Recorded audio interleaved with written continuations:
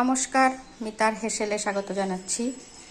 আজ হেসেলে আমি রান্না করেছি ডাল, মুসুরির ডাল। এটা পেঁয়াজ ফোড়ন, পাঁচফোড়ন দিয়ে করেছি, লবণ হলুদ লঙ্কা দিয়ে।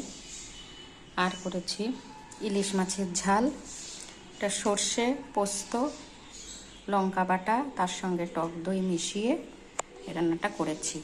কড়াইতে তেল দিয়ে একটু কালো জিরে ফোড়ন দিয়ে তারপরে দুটি মাছ দিয়ে দিয়েছি।